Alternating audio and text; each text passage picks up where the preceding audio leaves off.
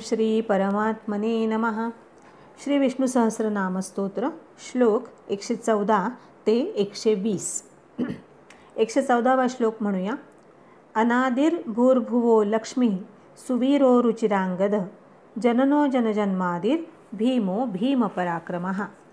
भगवंतांचं नाव सर्वांचं आदी कारण असल्याने भगवान हे अनादी आहेत. ज्यांचं कोणी आदी नाही असे भगवान हे अनादी आहेत.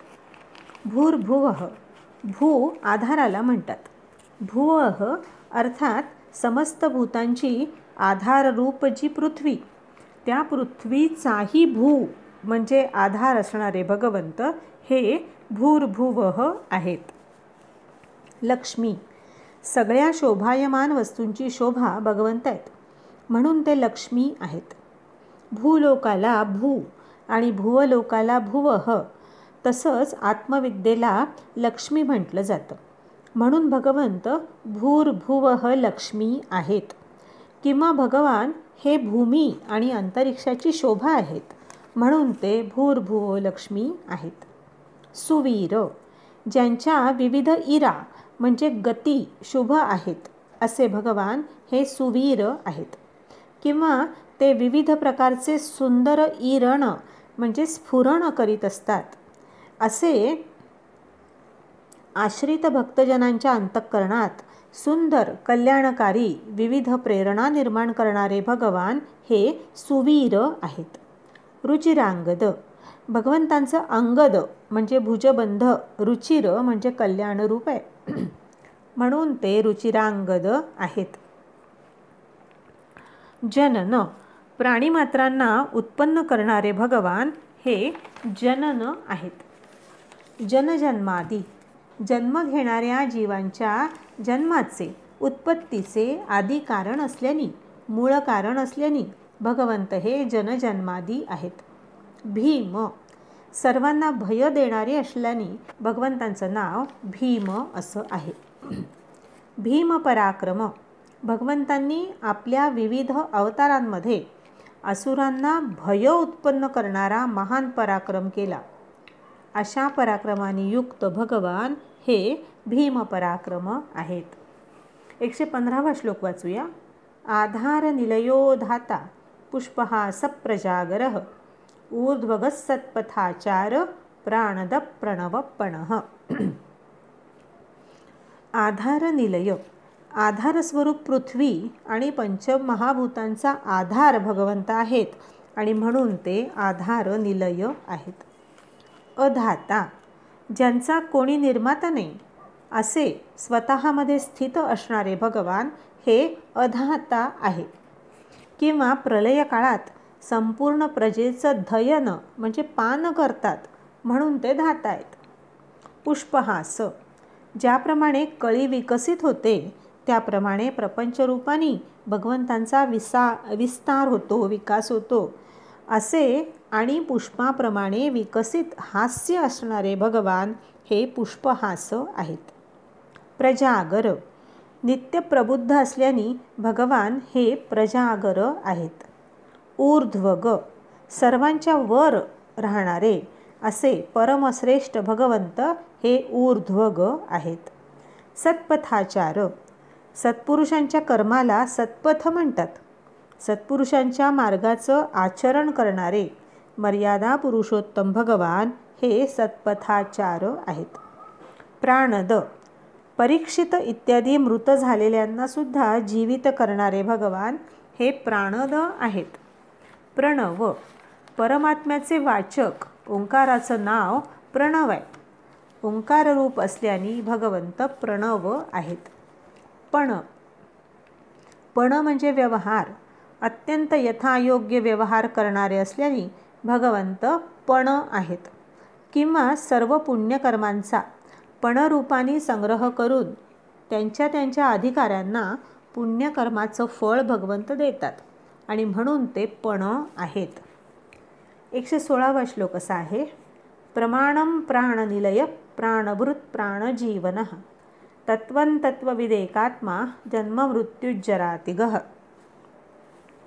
प्रमाणम, प्रमिती संवित अर्थात स्वयं प्रमाणरूप असल्याने, स्वयंसिद्ध असल्याने भगवान हे प्रमाण आहेत. प्राणनिलय, भगवंतांच्या अधीन असल्याने प्राण इंद्रिय ज्या जीवात लीन होतात ते भगवान हे प्राणनिलय आहेत.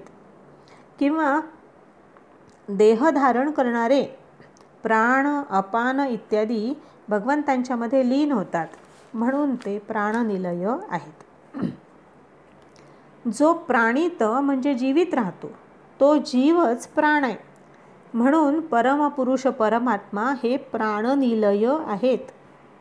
किंवा प्राण आणि जीवांना आपसात एकत्र आणि विलग करणारे भगवान हे प्राणनिलय आहेत. असे अनेक अनेक भाव प्राणनिलय या नामामध्ये आहेत. प्राणभृत, अन्नरूपानी प्राणांचं पोषण करणारे भगवान हे प्राणभृत आहेत. प्राणजीवन, प्राणनामक वायूनी सर्व प्राण्यांना जीवित ठेवणारे भगवान हे प्राणजीवन आहेत. तत्व, तथ्य, अमृत, सत्य, सत्तत्व असणारे यथार्थ तत्वरूप असणाऱ्या भगवंतांचं नाव तत्व असं आहे. तत्ववित, यथार्थ तत्वाला म्हणजे स्वरूपाला पूर्णपणे जाणणारे भगवान हे तत्ववित आहेत. एकात्मा, भगवंत एक आत्मा आहेत. अद्वितीय स्वरूप भगवंतांचं एकात्मा असं नाव आहे. जन्म मृत्यू जरातिग, जन्म घेणं, वाढणं, बदलणं, क्षीण होणं, नष्ट होणं असे जन्म, वार्धक्य, मृत्यू इत्यादी शरीराचे जे विकार आहेत त्याहून भगवंत सर्वथा अतीत आहेत म्हणून ते जन्म मृत्यू जरातिग आहेत. 117वा श्लोक असा आहे. भूर्भुवस्वस्तरुस्तार सविता प्रपितामह यज्ञो यज्ञपतिर्यज्वा यज्ञांगो यज्ञवाहनः. भूर्भुवस्वस्तरु, भूः, भुवः आणि स्वः या 3 व्याहृतींनी होम इत्यादी करून तिन्ही लोकातील प्रजेचा उद्धार होतो. प्रजा तरुण जाते म्हणून भगवान भूर्भुवस्वस्तरु आहेत. किंवा भूः, भुवः आणि स्वः रूप तिन्ही लोकांना व्याप्त करणारे आणि संसार वृक्षरूप भगवंत हे भूर्भुवस्वस्तरु आहेत.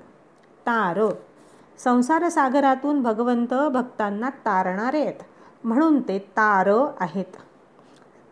सविता, भगवान हे संपूर्ण लोक उत्पन्न करणारे पितामह भगवंत आहेत आणि म्हणून ते सविता आहेत. या ठिकाणी सपिता असाही पाठभेद आहे. भगवान सर्वांचे पिता आहेत म्हणून ते सपिता आहेत. प्रपितामह, पितामह ब्रह्मदेवाचेही पिता असल्याने भगवंत हे प्रपितामह आहेत. यज्ञ, यज्ञस्वरूप असणाऱ्या भगवंतांचं यज्ञ असं नाव आहे. यज्ञपती, सर्व यज्ञांचे अधिष्ठाता भगवंत आहेत आणि म्हणून ते यज्ञपती म्हणवले जातात. यज्वा, यजमान रूपाने यज्ञ करणारे असल्याने भगवंत हे यज्वा आहेत. यज्ञांग, यज्ञ वराह भगवंताचं अंग आहे म्हणून भगवान यज्ञांग आहेत. हरिवंशात यज्ञमूर्ती वराह भगवंतांचं त्यांच्या अंगांचं रूपकात्मक आणि विस्ताराने वर्णन आलेलं आहे. असे भगवंत हे यज्ञांग आहेत. यज्ञवाहन, भगवान फळांचे हेतुभूत असणाऱ्या यज्ञांचं वहन करतात. असे यज्ञकर्म चालवणारे भगवंत हे यज्ञवाहन आहेत. 118वा श्लोक असा आहे. यज्ञभृत यज्ञकृत यज्ञी यज्ञभुग यज्ञसाधनः यज्ञांतकृत यज्ञगुह्यं मन्नमन्नाद एवच. यज्ञभृत, भगवान यज्ञांना धारण करतात, यज्ञांचं रक्षण करतात आणि म्हणून ते यज्ञभृत आहेत. यज्ञकृत, जगताच्या आरंभी आणि अंती भगवान यज्ञ करतात किंवा यज्ञांना काटतात म्हणून ते यज्ञकृत आहेत. यज्ञी, आपल्या आराधनात्मक यज्ञातील शेष भगवंत पूर्ण करतात. समस्त यज्ञ ज्यामध्ये समाप्त होतात असे भगवंत हे यज्ञी आहेत. यज्ञभुक, भगवान सर्व यज्ञांचे भोक्ता आहेत आणि रक्षण करणारे आहेत, म्हणून ते यज्ञभुक आहेत. यज्ञ साधन, ब्रह्मयज्ञ, जपयज्ञ इत्यादी अनेक यज्ञ हे भगवंताच्या प्राप्तीचं साधन आहेत आणि म्हणून भगवान हे यज्ञ साधन आहेत. यज्ञांतकृत, यज्ञाचा अंत करणारे म्हणजे यज्ञाचं फल प्रदान करणारे भगवंत हे यज्ञांतकृत आहेत. किंवा वैष्णव ऋक्चं उच्चारण करीत पूर्णाहुतींनी पूर्ण करून यज्ञ समाप्त करतात, म्हणून भगवान हे यज्ञांतकृत आहेत. यज्ञगुह्य, यज्ञांमध्ये ज्ञानयज्ञ किंवा फलेच्छारहित यज्ञ हा गुह्य आहे. अशा यज्ञस्वरूप भगवंतांचं नाव यज्ञगुह्य आहे. अन्न, सर्व प्राण्यांचे अन्न म्हणजे अन्नाप्रमाणे सर्वांची तुष्टीपुष्टी भगवंत करतात, म्हणून ते अन्न आहेत. तसंच भूत मात्र जे खातात आणि सर्व भूतांना जे खातात तेही भगवंतच आहेत, म्हणून त्यांचं नाव अन्न असं आहे. अन्नाद, सर्व अन्नाचे भोगते, सर्व अन्न खाणारे भगवंत हे अन्नाद आहेत. 119वा श्लोक असा आहे. आत्मयोनी स्वयंजातो वैखानस्सामगायनः देवकीनंदनस्रष्टा क्षितीश. आत्मयोनी, आत्मा हीच योनी अर्थात उपादान कारण आहे, ज्यांचं कारण दुसरं कोणी नाही असे स्वयं योनी स्वरूप भगवंत आहेत आणि म्हणून ते आत्मयोनी आहेत. स्वयंजात, श्रीहरी हेच निमित्त कारण आणि उपादान कारण दोन्ही आहेत. स्वयं आपल्या आपण भगवंत हे स्वयंजात आहेत. वैखान, विशेष रूपाने खोदल्याने भगवंत वैखान आहेत. पाताळवासी हिरण्याक्षाचा वध करण्यासाठी वराहरूप धारण करून भगवंतांनी पृथ्वी खोदली होती, म्हणून ते वैखान आहेत. सामगायन, सामवेदाचे भगवान हे सामगायन आहेत. देवकीनंदन, देवकीचा पुत्र असल्याने भगवंतांचं नाव हे देवकीनंदन आहे. स्रष्टा, संपूर्ण लोकांचे रचयिता भगवान हे स्रष्टा आहेत. क्षितीश, क्षिती म्हणजे अर्थात पृथ्वीचे ईश स्वामी असल्याने भगवंत हे क्षितीश आहेत. पापनाशन, भगवंतांचं स्मरण, कीर्तन, पूजन, ध्यान इत्यादी केल्याने समस्त पापांचा भगवंत नाश करतात आणि म्हणून भगवंत हे पापनाशन आहेत. 120वा श्लोक असा आहे. शंखभृन नंदकी चक्री शांगधन्वा गदाधर रथांगपाणी रक्षोभ्य सर्व प्रहरणायुधः. शंखभृत, भूतादी तामस अहंकाररूप पांचजन्य नावाचा शंख धारण केल्याने भगवंत हे शंखभृत आहेत. नंदकी, ज्यांच्याजवळ विद्यामय नंदक नावाचं खड्ग आहे असे भगवान नंदकी आहेत.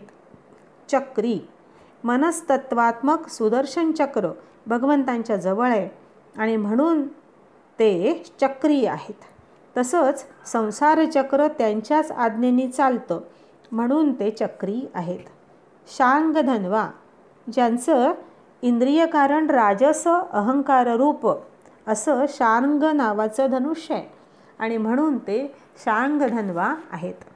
गदाधर, बुद्धितत्वात्मक कौमोदकी नावाची गदा भगवंतांनी धारण केली असल्याने ते गदाधर आहेत.